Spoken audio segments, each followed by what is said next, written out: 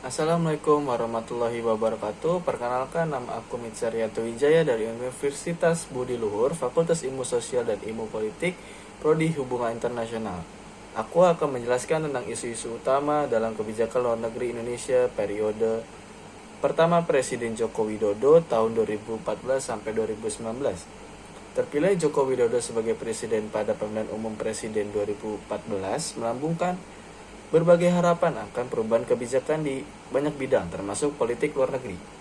Jokowi yang tak punya latar belakang elit dipandang sebagai wajah segar dalam politik Indonesia. Indonesia merupakan negara kepulauan terbesar, di mana pulau-pulau yang tersebar luas di Indonesia ini tidak hanya sebagai pulau saja, tetapi banyak sekali sumber daya alam yang terdapat di dalamnya.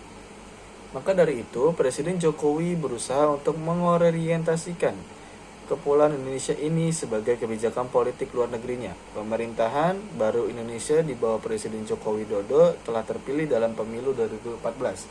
Joko Widodo sebelum terpilih sebagai presiden, Joko Widodo dan para pembantunya telah menyiapkan dan meluncurkan agenda pembangunan baru Indonesia yang bertitik tolak dari kebijakan poros maritim atau Maritime Axis dunia.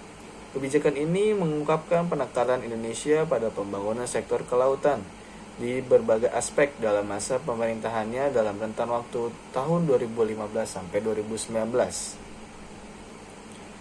Terminologi atau poros maritim dunia di Indonesia diperkenalkan pertama kali oleh Jokowi pada saat sesi debat ketiga Capres dan Cawapres Republik Indonesia pada tahun 2014. Sebenarnya gagasan sebagai poros maritim sudah pernah disampaikan oleh almarhum Profesor A.B. Lapian sejak tahun 1990-an. Gagasan tersebut mendapatkan momen tertingginya saat sejumlah kekuatan besar dunia beralih ke sektor kelautan di kawasan Indo-Pasifik, di mana dalam gagasannya yang dikenal dengan poros maritim ini diharapkan akan lebih meningkatkan kesejahteraan pulau-pulau di Indonesia. Ide poros maritim dunia atau Global Maritime Axis adalah gagasan besar Presiden Joko Widodo yang sudah dikampanyekan sejak kampanye pilihan presiden 2014. Gagasan ini muncul di tengah berbagai permasalahan bangsa seperti korupsi, kebocoran anggaran, ketidakadilan, dan sebagainya. Ide poros maritim menjadi harapan besar bangsa Indonesia agar kembali ke jati diri sebagai bangsa pelaut. Gagasan maritim yang sudah dimulai diimplementasikan sudah tentu akan berdampak kepada kebijakan luar negeri Indonesia. Namun poros maritim juga menimbulkan tantangan sekaligus peluang yang apabila dapat diselesaikan bisa menjadi driving force agar negara semakin maju.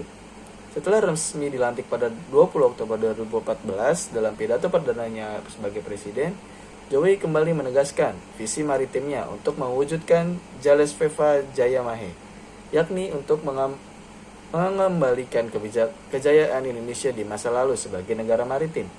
Salah satu langkah awal yang dilakukan ditunjukkan dengan pembentukan Kementerian Koordinator Bidang Kemaritiman, lembaga kementerian koordinator yang belum pernah ada sebelumnya, setidaknya sebagai penegasan bahwa aspek maritim sebagai fokus utama di pemerintahan.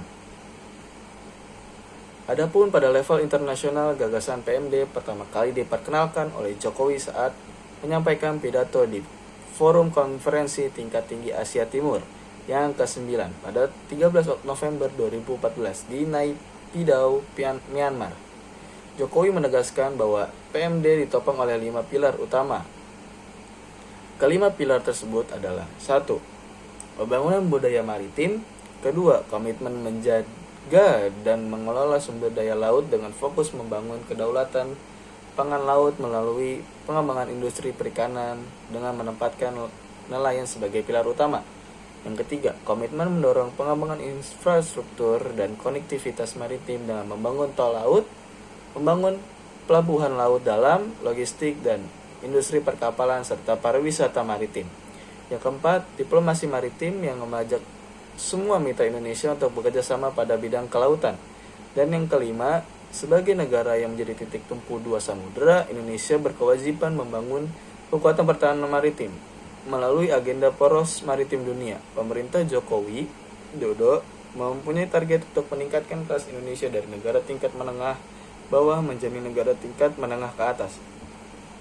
Rasio pendapatan per kapita yang ingin ditingkatkan yakni dari 3.592 dolar Amerika Serikat menjadi 10.000 dolar Amerika Serikat pada tahun 2045 nanti pada tingkat sebut, Indonesia akan menjadi negara maritim yang maju, mandiri, dan kuat, serta dengan Jepang, Korea Selatan, dan Malaysia.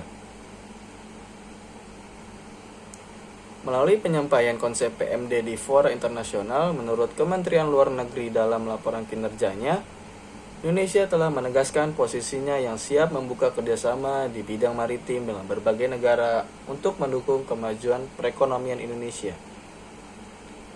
Kebijakan ini juga disebut terobosan baru dalam sejarah kebijakan luar negeri Indonesia. Sebab selama ini aspek maritim belum sepenuhnya diposisikan sebagai fokus utama dalam membangun nasional selama lebih banyak berorientasi darat. Dalam mengawal visi laut masa depan, bangsa Indonesia dan mendukung misi Nawacita yang diamanatkan Presiden Joko Widodo ke Pemerintahan Kelautan dan Perikanan atau KKP. Terus mendorong pertumbuhan sektor kelautan dan perikanan dengan berbagai kebijakan. Kebijakan KKP tersebut diterjemahkan ke dalam misi 3 pilar, yakni kedaulatan, keberlanjutan, dan kesejahteraan. Yaitu yang pertama ada kedaulatan, mandiri dalam mengelola dan memanfaatkan sumber daya kelautan dan perikanan dengan memperkuat kemampuan nasional untuk melakukan penegakan hukum di laut demi mewujudkan kedaulatan secara ekonomi yang dilakukan melalui pengawasan pengelolaan sumber daya kelautan dan perikanan atau SDKP, dan sistem perkarantinaan ikan, pengendalian mutu, keamanan hasil perikanan, dan keamanan hayati ikan. Yang kedua, keberlanjutan.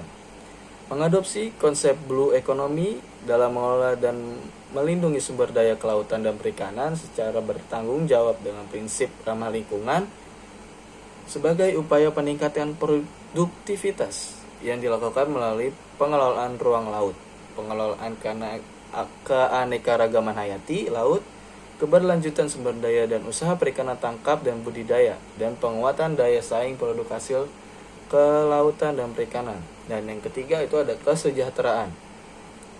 Mengelola sumber daya kelautan dan perikanan adalah untuk sebesar-besarnya kemakmuran rakyat yang dilakukan melalui pengembangan kapasitas SDM dan memperdaya masyarakat, dan mengembangkan inovasi iptek, kedaulatan, dan perikanan. Gagasan poros maritim dunia berkembang dari tim ahli Capres Joko Widodo antara lain Andi Wijayanto, Rizal Sukma, Makmur Keliat, Budiarto Sambazi, Andreas Pareira, dan lain-lain. Keliat 2009. Mereka membicarakan lebih lanjut konsep baru kebijakan luar negeri Indonesia yang dapat menjadi sumber kekuatan yang realistis untuk mencapai tujuan negara. Munculnya gagasan mewujudkan Indonesia sebagai poros maritim dunia muncul atas dasar asumsi bahwa 1. Politik luar negeri harus relevan dan karakter suatu negara secara geografis atau sesuai dengan latar belakang sejarah dan didukung oleh perspektif geopolitik dan geostrategisnya. Inisiasi poros maritim dunia mengingatkan sebagai komponen bangsa bahwa selama ini Indonesia sudah terlalu lama meninggalkan laut sebagai sumber penghidupan, sebagai penghubung dan pemersatu bangsa Indonesia. Yang kedua, penetapan konsep tersebut harus dapat menjadikannya sebagai sumber kekuatan negara di abad 21, sejalan dengan bergesernya tatanan dunia dari bipolar dan unipolar dan multipolar dengan menguatnya peran aktor non-negara. Oke, itu materi yang bisa aku sampaikan. Terima kasih. Wassalamualaikum warahmatullahi wabarakatuh.